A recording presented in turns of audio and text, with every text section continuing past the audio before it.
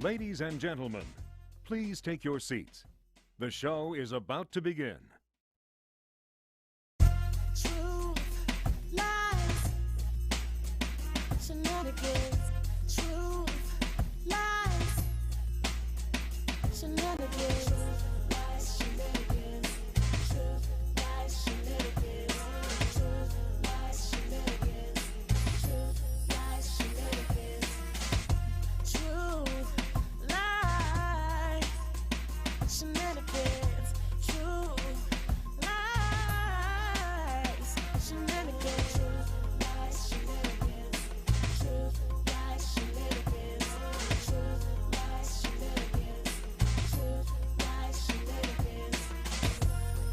It's the TLS show, coming to you live from the TLS show. It's the TLS show, coming to you live from the TLS show. Hey, welcome to the Truth, Lies, Shenanigans podcast.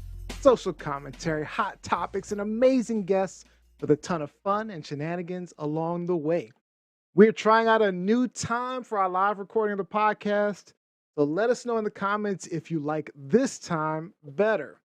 Today we have some really interesting discussions. We're talking about the Turpin family who was rescued from one hell only to be thrown right into another while in foster care. Then, Canada creates the equivalent of government-run crack houses. Not quite.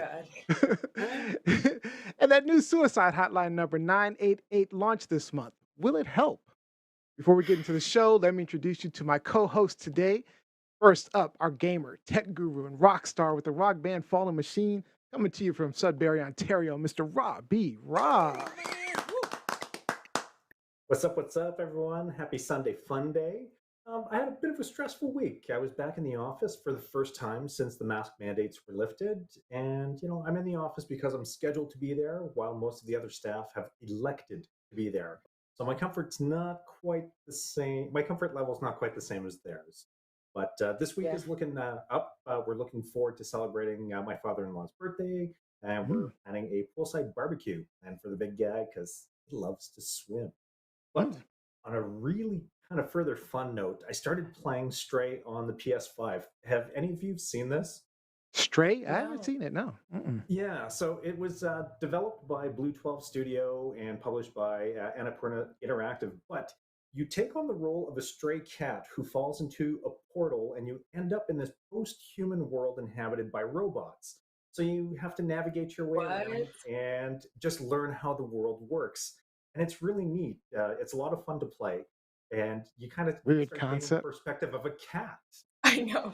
So, there's even a Twitter channel that's dedicated to cats Dr. J. to their owners play Stray. So we decided to see if our cat would react. Nope. 0 F's given. 0. Of course, the veterinarian loves that. She's like, I like that. Yeah. All right, next up, our college student, actress, model, entrepreneur, streaming from Atlanta, Georgia, Miss Gianni Storm.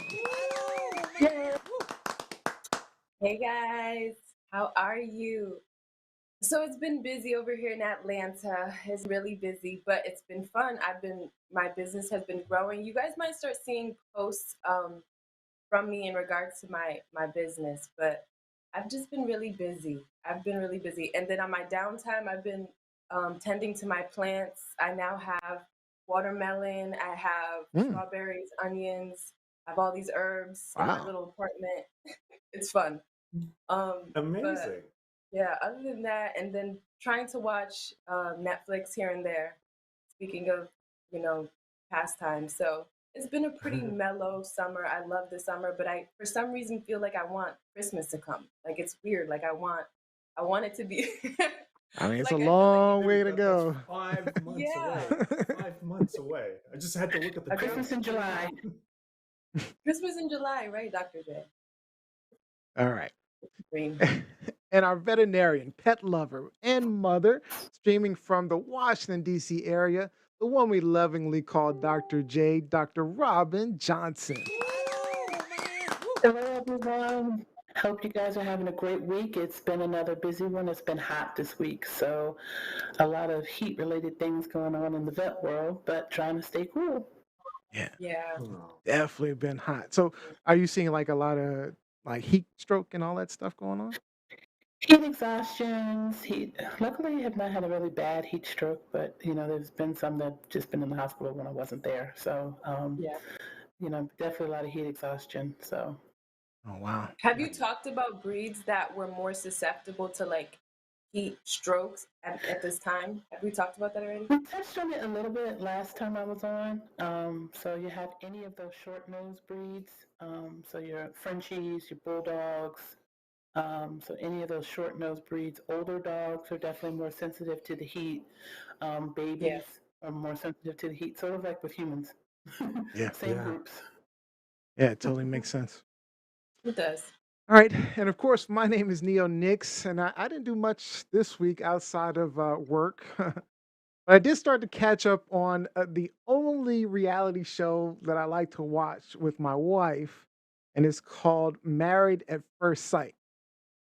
Oh my goodness. Do you watch it, right, Gianna? You watch it, right, Gianna? I've seen it definitely. What about you, Dr. J? I know Rob doesn't watch it. I don't get to watch much reality TV, but I know about it. I hate reality TV, but for some reason I like Married at First Sight. But the problem I have with this show is like they change their episode length to some ungodly 2 to 3 hours per episode. So like yesterday, I spent 5 hours to watch just the first two episodes. Oh. I'm like, what the hell? I mean, it was and Feature length motion picture. I'm like, I just can't. I almost didn't watch this season because last season it was a struggle to watch. I mean, I just don't have the time for like a 2 to 3 hours show. So It's a long show. that's too much No anyway. kidding. All right. All right. Well, all right. If you're on our Facebook page every week, we share the WTF of the day. Random stories that simply make you go, what the well, in the podcast, we're now going to bring you our TLS WTF of the week.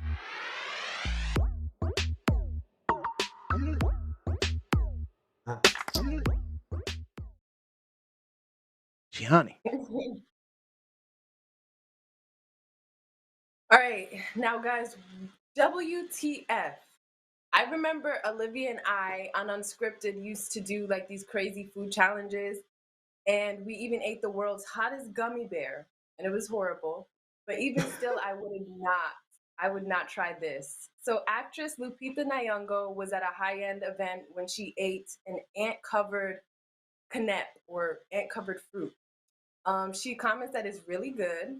How? And not. She said it's not even crunchy. So now people have always eaten insects, as we know, especially as certain cultural traditions. So my question to you guys is, what bug-filled treat have you guys tried? And also, would you try this? Bug-filled treat. Okay, we'll start with Robbie. All I'm right. curious. So, I mean, full disclaimer, I was Boy Scouts, so I mean, they weren't treats; they were just the bugs as they were, and you learn to consume them in a survival situation. But Yeah. Science North, I know when I was a kid, they had confections, so just candy that had different bugs and crickets. Some of them I think had scorpions and stuff in them. So I've eaten all kinds of stuff, and this looks delicious. Like I would have scarfed that down without hesitation. Absolutely. I believe. And humanity needs to be real. Insect protein is going to become more common as the years go on. It's going to become a main staple of our menu. Let's be honest. I Um, saw that, Rob. I just didn't want to put that in here because I was like, please, please. yeah, I know. Dr. J. Okay, I've not intentionally eaten any bugs, but I do know that there are several dyes that are made from bug parts that we consume on a regular basis. So I guess I've unintentionally eaten lots of bugs. Wow. Yeah, So I do I know mean, that. And I know that, every year when the cicadas come out, there's always a big like gastrointestinal thing where they saute them and put them in chocolate and stuff. So I, don't want to intentionally eat a bug. I feel like principles That'd be fall with funny. that. Eat the frog and eat the bug in the same day. No. She's funny. So I mean, apparently we eat bugs like all the time, but because like in our food supply, they're allowed a certain number of bugs anyway. But Yeah. I was watching this TikTok the other day, and what it did is it took a slice of banana and put it under the microscope, and there was all these little microscopic worms and stuff floating around in there. And I'm telling you, man, I think, and then they took off the skin, and then they put the skin under the microscope, and these little bugs on the bottom of this. I, I really am having trouble eating, but I love bananas. I'm having trouble eating bananas right now. I'm not even lying. I'm really having trouble eating bananas. So apparently that's my bug covered treat that I've been eating for years. But I'm looking at this. I'm looking at the video. I'm like, it'd be funny if like some of these were just like picnic ants, and everybody thought they were eating some fancy covered fruit, and they're just That eating is some random ass hilarious. ants on their fruit. That would be hilarious to me. Still a protein That would be supplement. funny. What about you, Gianni? What was your bug covered treat? I don't think intentionally I've had a bug covered treat, but I would try. I would try. I've always said if I go to a foreign country and that's like a delicacy, it can't be anything wormy though. Please no wormies. Like Oh, you gotta stop eating bananas Yeah. then. That's what I'm telling you. Stop eating them. I've always wanted to do the Amazing Race, and I think there's always some bug eating challenge on the Amazing Race. So yeah. I remember the old Fear Factor and starting eating Yeah. craziness Oh Yeah. yeah. with The thing you have sorry to remember with sorry ass worms Joe is you Rogan. have to massage them, massage the earth out of them. Otherwise, you yes. Massage You the earth just channel your inner Puma and Timba. from Yeah. Lion King. All right. All right, let's go ahead and get into our hot topics of the week. Truth, lies, shenanigans. B, you're up first. Tell us about these legal crack houses in Canada. Oh Lord. All right. He cringes every time I say it. He does. There's a little part of me that dies on the inside every time I hear that. But basically, what my story is, after several years of planning, a safe injection site has been opened in my city, the city of Greater Sudbury. So the new site's going to be run downtown by Eisenhower Organization. They're a local harm reduction group, and it's going to be located near the Sudbury Courthouse, which is close to our downtown core. So those unfamiliar with the term of safe injection site, it goes under many other names, including supervised consumption services, overdose prevention centers, fixed rooms, medically supervised injection centers, and drug consumption rooms. Some of the services that are included at these sites is access to clean drug use equipment like needles, drug checking to see if the drugs contain more harmful substances like fentanyl, which we've discussed on the show previously. Emergency medical care is available on site. Basic health services, so if anyone comes in with a pre-existing wound, they can receive treatment. Testing for infectious diseases like HIV, hepatitis C, STIs. So, I mean, there are a number of services that really get put in touch, that people get put in touch with. Access to referrals, social services, housing, employment services, rehabilitation services, and access to drugs and healthcare for recovery. So, Neo, if you wouldn't mind just pulling up that other graphic for me real quick. Absolutely. Thank you, my friend. There we go. So this is just a graphic from Infogram where they just listed some pros and cons, and I just wanted to list them off real quick. So under the pros, they give addicts a safe place to inject drugs, increase access to health and social services, help prevent overdoses. They help reduce the stigma of addiction, decrease the spread of disease, and it can save the city's time and money. Cons might encourage drug use, challenges federal drug laws. Studies on safe injection sites might not be reliable, and they may bring crime into the surrounding communities. So, with that preamble, I can imagine a lot of please- crime. Yeah. So please share your thoughts on safe injection sites. And follow-up question, how would you feel if your city opened one up in your neighborhood? Why don't we start with Dr. J on this? Yeah, this is a hot topic. I mean, because there's several cities here in the United States that have done not quite the whole injection um, place, but have gone out into the community with needles and testing kits and things like that. And I mean, on one hand, I mean the epidemic is so high, folks are just dying. There are cities that have how long it's been since an overdose has happened, and most of the time it's 0 days. Um, I can also see the other part of it. I can say as a mom with teenagers, you know, the concern of the crime that may be coming along with it, and also the people and their intentions. I think, as a mom, you worry about like, who your child could possibly be exposed to unintentionally. It's Um, true.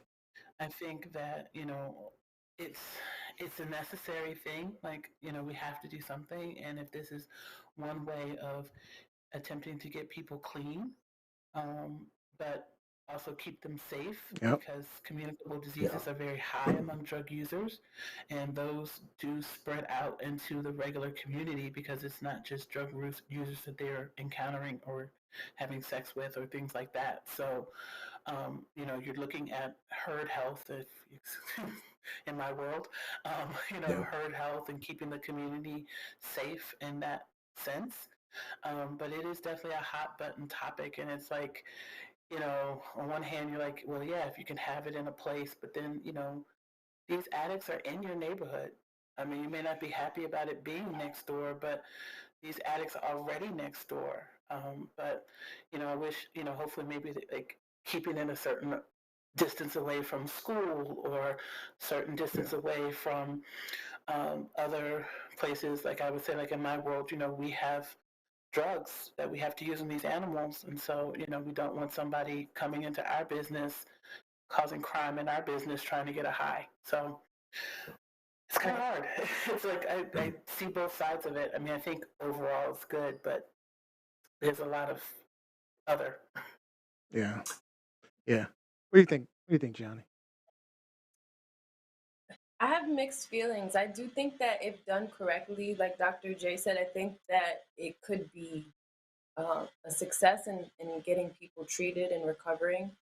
The reason I have mixed feelings though is because I haven't lived the life of obviously I'm not a drug abuser. So is it for the people that are in that situation, I wonder if it really does like is a stepping stone to their recovery. Recovery.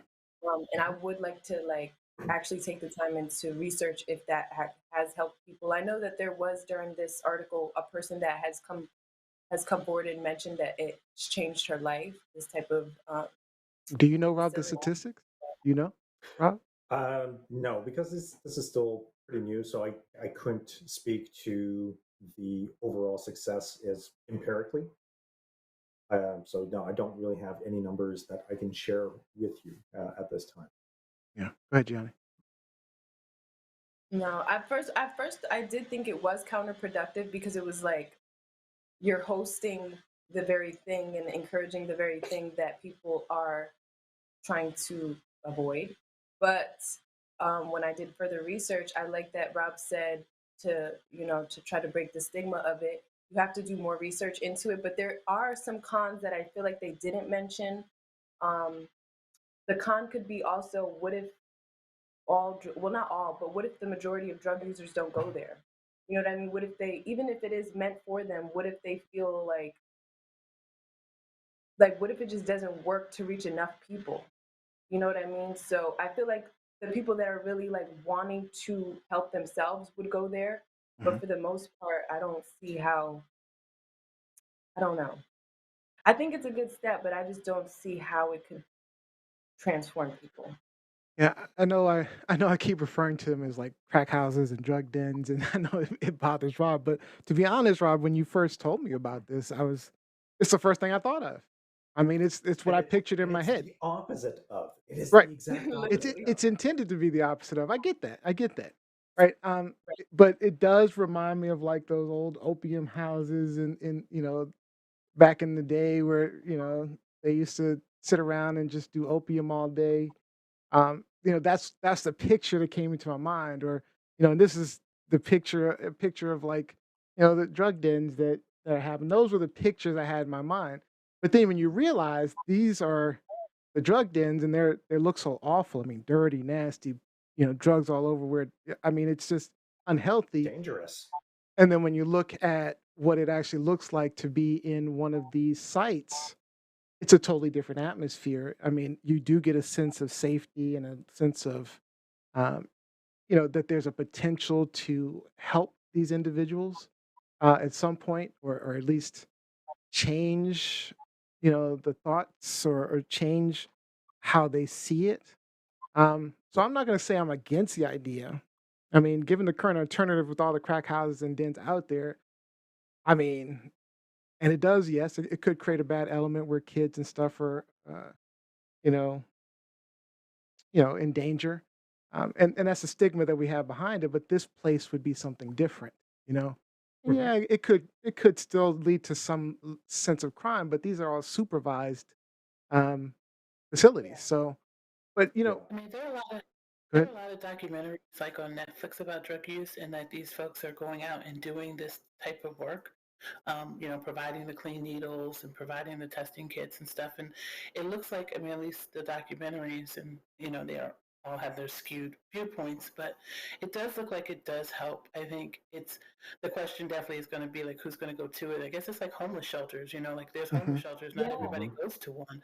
And I think it that's just what I'm has to be saying. kind of combined, like you have this site, but I think you also need the outreach. You need the people who are going into the dark, Yeah.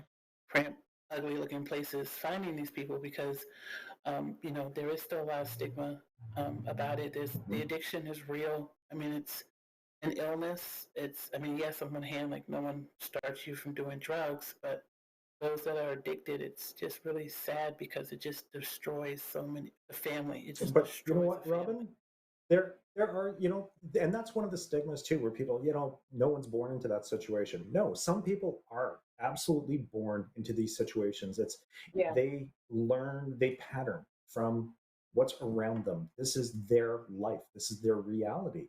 And the system has failed them because these parents kept custody of these kids and messed them absolutely up. And the main gateway to drugs is trauma. It's not marijuana, it's not alcohol, it's trauma. And Trauma. Yeah. that's it. You need to, I like the idea of the safe injection site just as a point of contact. This becomes a safe place. And if this is the first safe place that these people have encountered in years, then you can start having a dialogue. And if the trust is there, if the dialogue is there is a long-term plan, but it's not like they're snatching people off the street and saying, "Hey, we're going to get you clean. You got to shoot up here first." No, Hmm. it's to make sure that these people Yeah. are safe, that they are being taken care of. And I know that a lot of the medical resources, the medical team resources, are squandered with just responding to overdose calls. So if you have people in a safe injection site and you have paramedics on site and you have the naloxone kits on site and you have trained personnel on site and you're testing the drugs for purity before they inject it. So, hey, we found this much fentanyl in it. You probably should use maybe just a smidge of what you normally would use. So Yeah. it's Yeah, I mean, I think that there's definitely a lot of benefits to it, and I appreciate what people are saying. I think it was Jacqueline who put that up online, saying, NIMBY, not in my backyard, and mhm. I totally get it. This is something that's important. It's something that needs to happen. And again, if the proposed site was up my street, I would probably have mixed feelings about it because this brings in an outside element that may not necessarily have been there before. But the sites Right. are selected based on proximity of where the drug use is actually already occurring. So there's Okay. already a population there that they want to serve, that they want to connect with. And the fact that they chose something that's close to the Sudbury courthouse, there's definitely some commercial traffic, less residential, but there's definitely some residential in the area. But I like just, in most cities, if you want to find the crime in a city, go downtown, right? Yeah. I mean, I just want to say, I think my big concern is that if it came to the U.S., is that we find a way to monetize it, And then instead of helping people get off the drugs, big business will start finding ways to get more people doing drugs so that they can profit. Like with anything else, if there's money involved, people, especially in the US, will find some way to pervert it. That's my biggest concern about it here. And, I like it. Do that. There are already cities that do that. Yeah, and they're Mhm. right. They're already doing it. Right. But Yeah. New York. I just feel Yeah. like in time, it's just it doesn't matter. It's gonna be perverted here. If in the right hands, if done right, like I said, or in the When right is it? hands, I don't When think has anything in this country been in the right hands?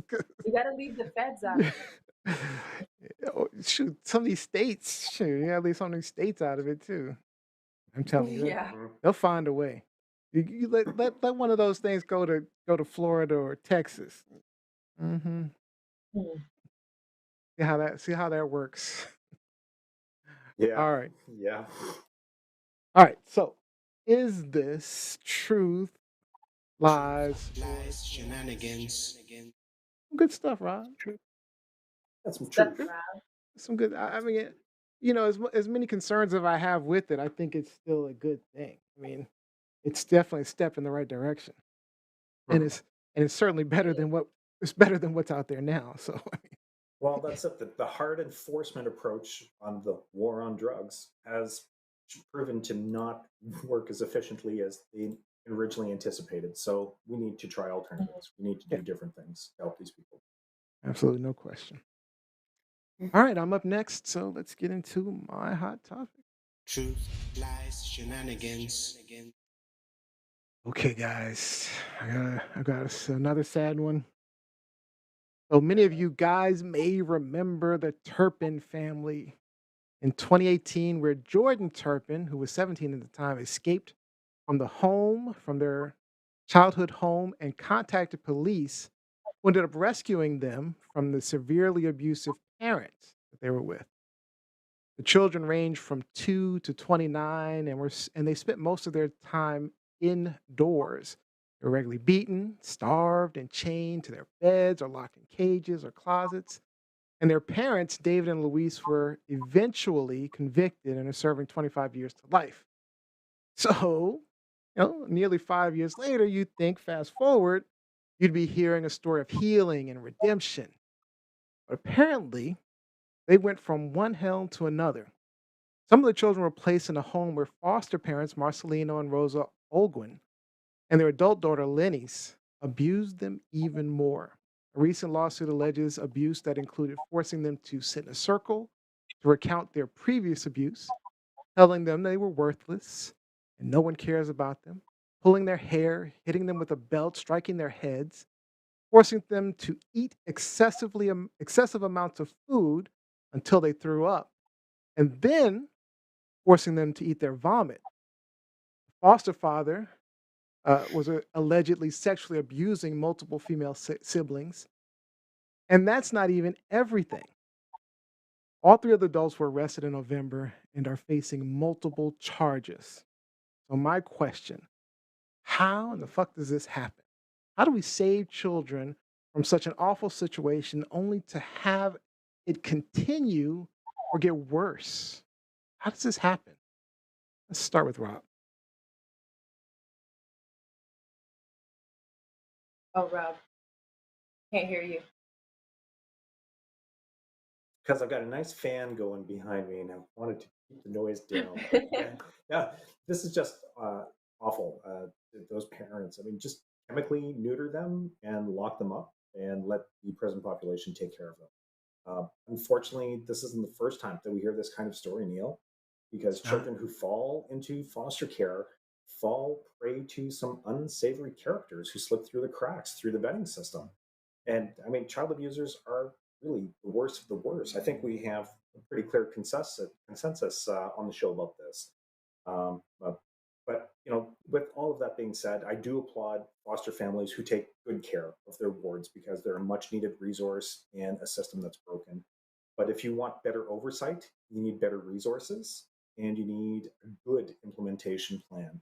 That the current system absolutely fails often enough that there needs to be some type of sweeping reform. They need more home inspections to root out abusers. They need better vetting systems to root them out. And there needs to be more boots on the grounds. At the end of the day, my heart goes out to these poor kids. And I hope that the lawsuit will help bring them some much needed reform and, just some solace and some kind of healing for the family. But I hope it brings about some kind of reform in the system. Yeah. What do you think, Gianni? I almost feel like cases like this happen so that it can get so big that something can be done about it, because this is insane. And for it to happen just in 2018, like I was thinking, oh, 1996, Yeah, I thought it was a while ago too, actually. No, yeah, it just happened. It's extremely sad. I ended up getting a little bit hooked into it and watching some of the documentaries and stuff to know more about it. But this case was considered one of the worst cases of abuse in the United States. But I think to answer your question, Neo, how this could happen, well, clearly the system. It was the child net and the foster care system more specifically. But um, like in regards to their previous case, like when they were with their family, I do think that it was people's lack of intuition, because they kind of saw the kids in this scenario. They saw the kids were a little, You're saying with their biological parents. yeah, with their biological parents. I think that the people around them failed them. I think their neighbors, their aunts, uncle, like the people knew what was happening, or they didn't know for sure, but they let go of and negated any signs of things like that. So I think everybody failed them, but I think that these type of cases happen for a reason in the bigger scheme of things and the things that we don't know, because I think that it brings attention to one, children, and how these foster care is handling things like that. Yeah. Dr. J? It makes me angry. I mean, as a parent, I cannot imagine the first set of the abuse that the kids suffered under their parents. Like, how can you do this to a child? And then secondly, to go into a system that's supposed to quote unquote rescue and save you, and then it abuses you too. And we hear, I mean, it's not the first time that we've heard about foster care abuse. These children are not looked after. These foster care workers are overworked. They're like have 10, 20, 30 cases to one person, and one person cannot simply do the oversight that's necessary. Um, it is just how broken these children could possibly be from this, because you have no, you're supposed to feel safe as a child. You're supposed to, somewhere, like someone is Yeah. supposed to make you feel safe. If it's not your parents, someone else is supposed to make you feel safe. And these children have been failed on all fronts. To speak with you, Gianni, about the other people around failing, I remember a very distinct case that happened here not too long ago of a family, and the children were found to be unalive later. But my You said son, unalive? yes, unalive. So They dead. were found that they had been killed by the parents. My son's therapist lived next door to the person, and for a brief period of time. And she, recalled like when she found out, because the people had moved away, and that's when they had found them. So it means that during the Wow. period of time, though, when she lived next door to them, those children were there. She said she never saw a child. She never knew there was a child in that She didn't know house. there was a child She there. Wow. didn't know at all. She spoke to the woman kind of as neighbors over the fence, but didn't necessarily get too deep. Wasn't invited into their home. So not always. I mean, not always are the people around you privy to what's going on. But I know how devastated she was when she found out what happened, because she was like, if I knew there was a child in there, I would have done something. But she said, yeah, I never knew there was a child in there.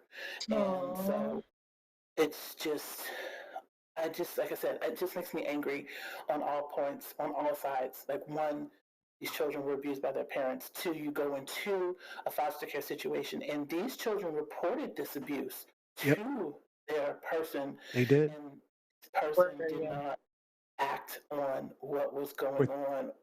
And after they reported 3 years, they still kept them in that situation yes, and after the first so report. it's like foster care the system needs a complete overhaul. Even with the good families, they need support. I have Yeah. friends who are foster parents, and they don't get the support that they need. So there's a complete overhaul that needs to happen. And if this lawsuit brings about that change, then I hope that they can start to heal. I mean, how can you take a situation where you have, like you said, Gianni, one of the worst abuse cases in history, and you put those children into an abusive situation? If anything, they would be your poster children, right? Yeah, They the would be one that your you poster said. children, the ones that you saved, that as a company, as a city, as a county, whoever manages this foster care. I know we're out of time. I want to just get this thought out though. Mhm. But you would think that they would be poster children, that you would take care of them above and beyond even the ones that are in your system, which is a shame, but at the very least. So that tells me that the system is even worse than we think. Yeah. Because Mhm. if these should be your poster children for a successful foster care system, then what in the world are the ones who are not your poster children dealing with? Exactly. Oh my God, this is That's and scary. we've heard about it for years. And I mean, you remember, I don't know if you remember Annie from the Broadway musical and the movie and all that stuff. I mean, matter of fact, I think I realized, because I used to cry all the time when I'd watch that the movie back in the day. One of those movies that would make me cry as a kid. And I think that's Aw. affected me as an adult, realizing, children in orphanages and things like that. And that's why children, I think, mean so much to me. And of course, what I went through as a child. But I mean, this is ridiculous how you could go from, being locked up in cages and chained for most of your life to then even worse, sexual abuse. And then the same type of abuse where you're being emotionally and physically abused. I mean, it's just absolutely ridiculous. And so I don't know what we do. I don't know how to figure this out, or how to resolve the situation, or how to fix the foster care system. I mean, we can advocate all we can want. We can yell and scream and get angry, but nothing seems to change over the years. I mean, it's been, shoot, back We in need the more on the ground. I think Rob said it, or Dr. J. One of you guys said we We need more both people. did. Like, people need to be on working on it. There's it's too much kids to one person working on it. I So think I I don't know. think if I were to start not start, but or support, I need to start supporting more yeah, nonprofits, and I think that's the one I would focus on, is child abuse. I Um, have one small suggestion. The US government spent $801 billion on their defense budget last year. Can we just trim it down to an even 800 and give a billion to the kids? Just one? um, that would be great. We got a same. couple of comments Wow. online we got to get in. So Sherry Blaine Savory says, absolutely have zero tolerance for child abuse. Where's the accountability? Parents punished for parents punished, sure, but the foster care system needs an overhaul. And excuse me, she also said the children were failed twice. Jacqueline Robinson, what kind of law and order SVU craziness is this? An Right? overburdened foster care system is a breeding ground for predation and abuse. Absolutely. Mm. Absolutely Mhm. frustrating. All right. Is this truth, lies, or shenanigans? Truth, lies, shenanigans. Unfortunate, heartbreaking truth. You got This is straight up bullshit. This is shenanigans in this awful. foster care Awful, system. awful. We need to fix this foster care system. What are you saying, They do. Dr. J? Yeah, they are full of. You can't bullshit too. All right. All right. Yeah, we got to do something, guys. We got to do something. All right, Dr. J, you're going to be up next. We got some heavy topics today. Sorry about that, guys, but heavy topics, a lot of stuff going on. Truth, lies, shenanigans. Dr. J, you want to talk about this new 988 hotline? What's going on? Yes. So hopefully, maybe a breath of fresh air and hope that we debuted a 988 mental health suicide prevention hotline. It is going to hopefully, I think, eventually replace the suicide phone number to shorten this to like a 411 type um, number for people to remember. Right now, it has support, unanimous, like both sides of the aisle have given support to it, and at least preliminary funding. And 21 states have also, pledged to have funding for this hotline. So, the question is this hopefully pushing a shift towards like the mental health status, and that making it easier for people to receive the help that they need, and then also in turn could it potentially reduce some of the interaction with law enforcement that goes unsavory when dealing with mental crisis. We've seen plenty of cases where people have inadvertently been shot by the police in response to these. So can we switch this to professionals trained in this field to help these folks instead, and maybe reduce some of those things all around? Oh, All right. interesting. What do you think, Johnny? Um, well, I think they'll accomplish the goal, by having, because it's a shorter code. I mean, it's a shorter It's number, your and telephone number, it's easy to remember. like It's easy to 911. remember. It's a short code. Yeah, it starts with a 9. All of those good things. But I mean, I just hope that they get the resources. Whenever it comes to like things like this, I take it very serious, especially with mental health and suicide. And I really, really hope that they get it right, because I know that there's been, and even I'll share a story.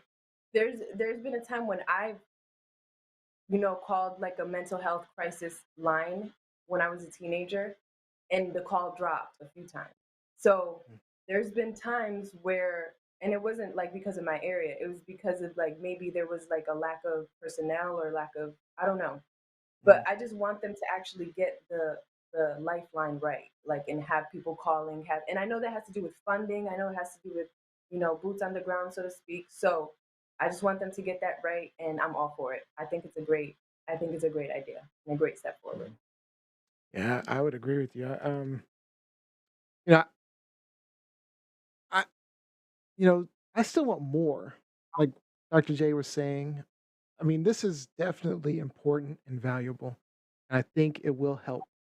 988. If you're having suicide or crisis, but this is more of a personal. This hotline's been there forever. It's just now easier to get to. Um, Yeah. but I'm with you, Dr. J, and I'd like to see more with the mental health resources with police departments, because it still doesn't deal with the issues, when they come up. I mean, because the first people, when you have a mental health crisis and somebody needs help, the first people you call is the police to come deal with it, and they're not ready for that. Um, and I don't know that this 988 solves the problem, because if the person's running around in the streets naked, right? You call 988, all they're going to do is tell you, hey, try to calm them down, blah blah blah blah. They're not going to. They're going to do what the hotline has always done. But what I'd like to see is when you call 988 for someone having a mental health breakdown, that they also have access to mental health resources that can come and respond physically as well. Yeah. That's what I'd like to see. Instead of the police coming to try to Yeah. deal with that. And, like I say, I like the step that we're making towards it. I still think it needs to go a step further than it is. So that's my thoughts on it. Robbie? I think it's a brilliant idea. 3 numbers versus 10. Do I dial 888? Do I dial 866, 800? No, I dial 988. This is wonderful. Yeah. And I think that anything that helps people to immediately connect with individuals and resources while they're in crisis is a good thing. I mean, there's only benefits that come about from that. Like Johnny said, from a tech perspective, you want to make sure that you have a system that can handle the volume of calls, and you want to make sure that you have the human resources available to handle that level of calls also. Um, like Dr. J and Neo, um, one of the rabbit holes that I kind of went down as I was thinking about this is, as we're talking about, the conversation has changed, just defunding the police and, how we want Yeah.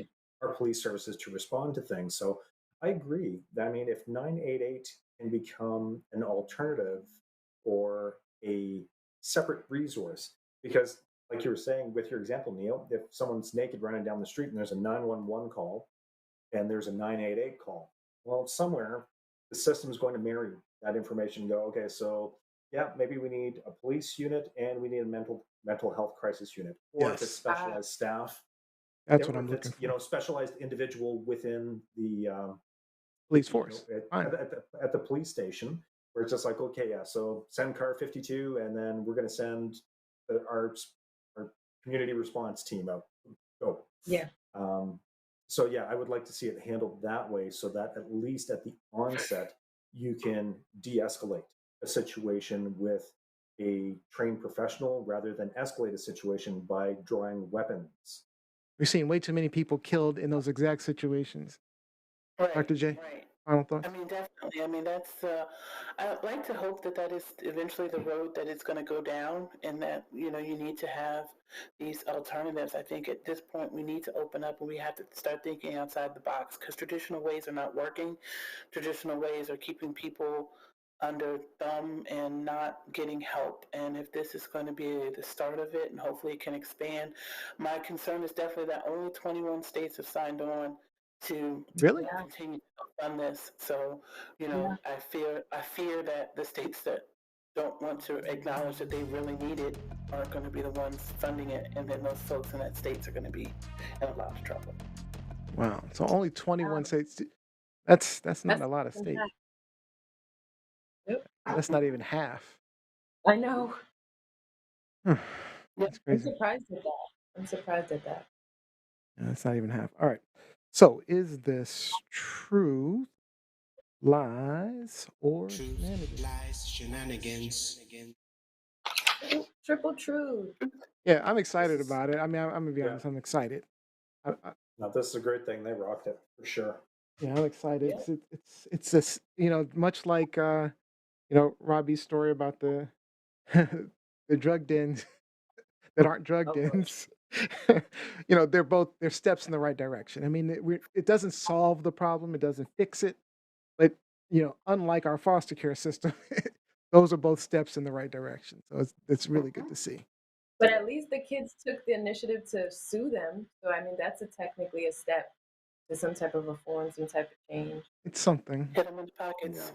That's where you can get them. I hope they get millions, hundreds of millions, because they'll deserve it. All right. So it's been a tough day of topics, but they were really deep. Appreciate that. So we're gonna have to lighten it up again a bit. Today's game is Have You Ever? Let's get into it.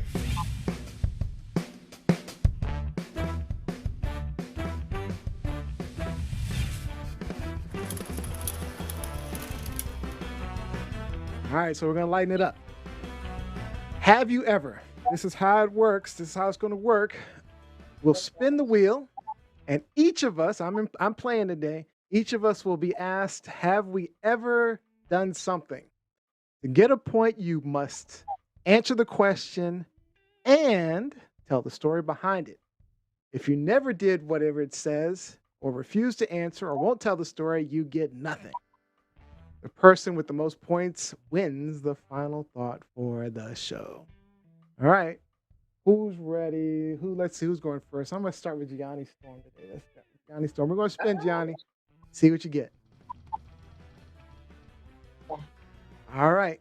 Have you ever thrown up on, it says fun fair ride, but roller coaster? Have you ever thrown up on a roller coaster? No, but I've seen somebody throw up on a roller coaster. Does that? Can I guess? So no, no point for you. Wrong No. answer. I hate roller coasters. All right. Robbie Rock. Have you ever met a celebrity? Not on the show. Not on the show? Yeah. Not on the show. I met Helix backstage. Helix? Yeah.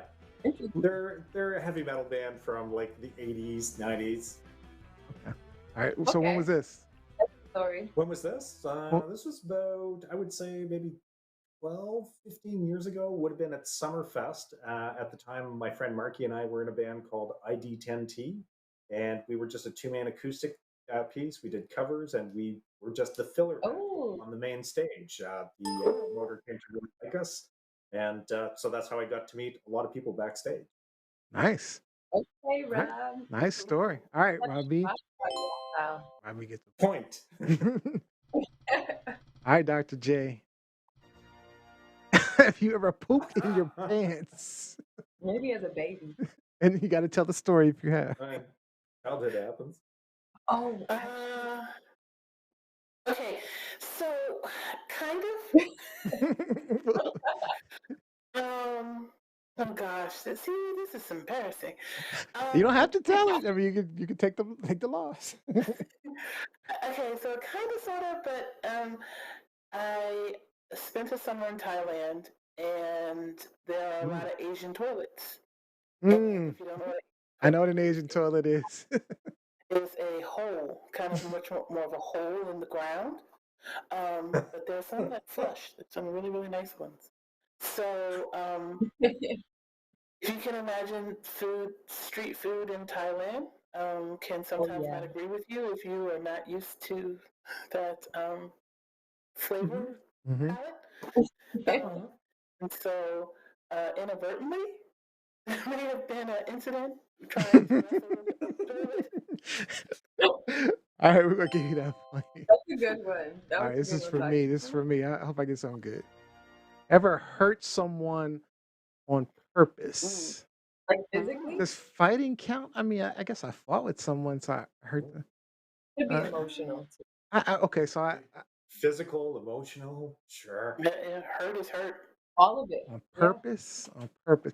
So no, I don't think I mean, I've hurt. Yeah, I hurt someone on purpose by fighting. So, oh, you know what? So I fought with my brother when I was younger, because I don't know. He was. You punched him? Because he was your brother. I punched him a few times, and yeah, kind of, He's like, "Mhm." kind of, kind of beat him up. It wasn't just because he was my brother. He was being a little mean to my mother and sister. I beat him up. So Okay. that's a whole different story. We don't have to go too deep into it. I told my story. I beat him up. Not really badly. I didn't mean he didn't have bruises or anything, but I did hurt him. Heard him. Is this the same brother that gives you tickets to these concerts? No, my older brother actually. Nope. Okay. I mean, I have stories behind. I probably hurt him on purpose too. All right, Gianni Storm. Have you ever eaten food from the trash or a bin? Oh yeah. Actually, that's embarrassing. But it's happened. So I've thrown out probably recently. So I've thrown out food. Like if I ate fast food and I threw it out and I didn't mean to throw it out and I threw it out prematurely, I might So you have go in there, grabbed you it, dig in the trash. finished that sandwich that was Mm. wrapped up Okay. once. Like, As long as you're not like I've seen some people go in the trash and eat other people's food. So we, oh Yeah. no. we give you a Not point. Johnny of that. diving. Not John. All right, Robbie. All right. Oh, celebrity crush. Have you ever had a celebrity crush? Well, who hasn't? hasn't had a celebrity crush? Right. Right? Come on, man. You want a new one? I'm gonna give you a new one because I don't like it anyway. I'll give you a new one. You All right, have you ever been in an earthquake or tornado? So definitely not an earthquake, despite the fact that Subway is on a fault line, and we're not prone to tornadoes out here, but we are prone to dirt devils. So when I was a kid, I would ride my dirt bike just down the back trails and stuff. And when you would see a dirt devil coming down the trail, that was just an invitation to just peel your bike through that thing as many times as you can before it would dissipate. What is that? It's basically a little tiny tornado, so I'm gonna give it to it. It's the biggest tornadoes we get here. Although there was a tornado in Sudbury in 71 or 72, so too long. All right, we're gonna give you that. Yeah. We're gonna give you that one. That was All a right. good one. Oh, have you, Dr. J? Have you ever accidentally set something on fire? Totally. When I was was little, I accidentally set the carpet on fire, and I was terribly terrified I had to go run and tell my dad, and he's like stomping on it and cursing at the same time. Wow, I had a similar story. It's crazy. That is crazy. All right, The carpet. Robbie and Dr. J tied up. All right, let's see. Neo. This is me. Have I ever been fired from a job? I've been fired once from a job, one time. So it was when I was making the transition.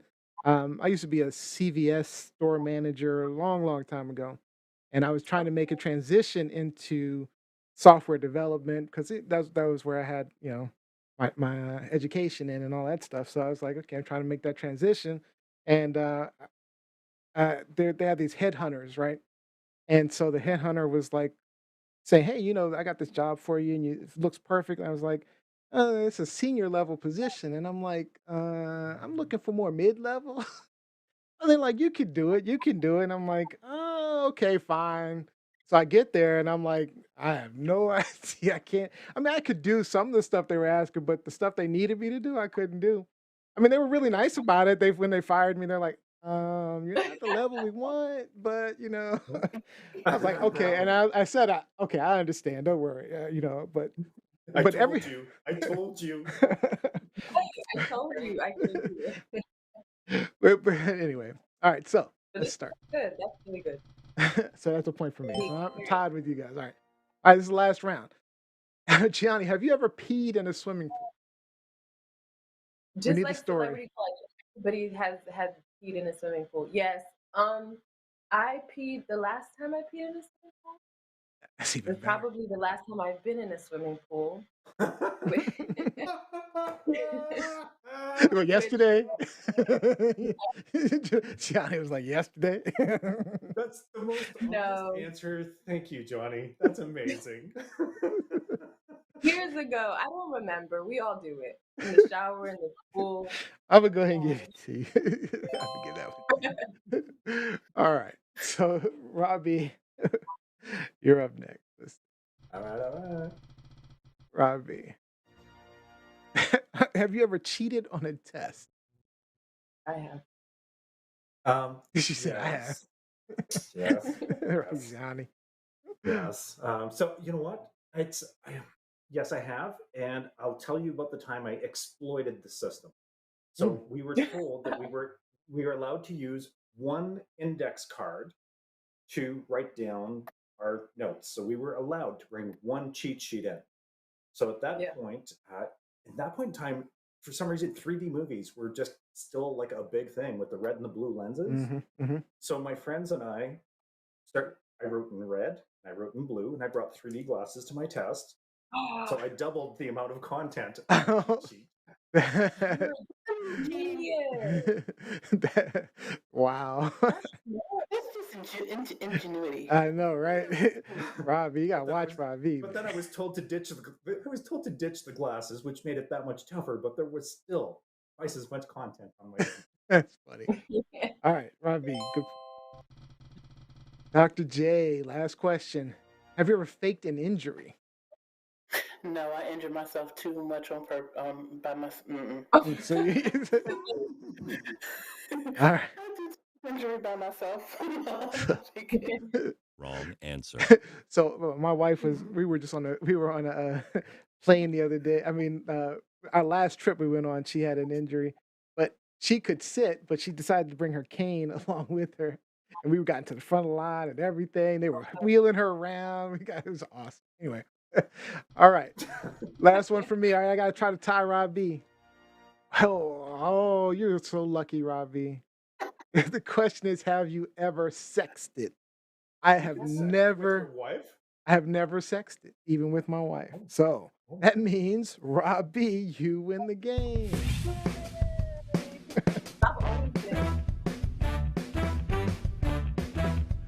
Lucky Robbie, boy. I was hoping I was going to catch up to you and win this one. All right. Let's get us some shout outs.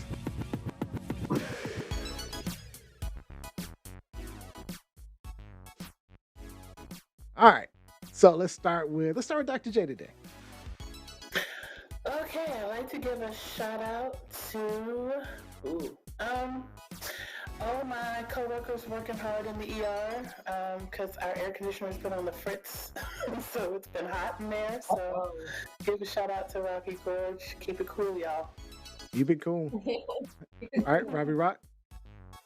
Oh, my shout out is to the men's 4x100 gator team at the 2022 World Athletics Championships in Oregon. So the Canadian men team took the gold with a time of 37:48. 37:48. U.S. came in second at 37:55. In Great Britain. Why are you smiling so hard? 3. I know. Look at you cheesing. Half a second between the top 3 finishes. Wow. Wow. That's Like- incredible. He's cheesing so hard about beating the U.S. All right, Gianni Storm, shout out. Shout out to my little niece. Her name is Ihesi, also known as Luna. Her birthday is tomorrow, July 25th. I love you. She's turning 5. Yeah, she's turning 5. Okay, all right. Aw. And my shout out goes to everyone out there dealing with something heavy. We all have our good days, we have our bad days, and I'm hoping that every day has something good in it for each of you. And that is officially all of the time we have for today's show. I'd like to thank all of you guys for joining us. We hope that you maybe learned something, gained a new perspective, even got some things off your chest. We will be back live next Sunday with our new time, 7 p.m. Eastern Time. And it looks like our winner for the final thought of the show was Robbie. Robbie, close us out.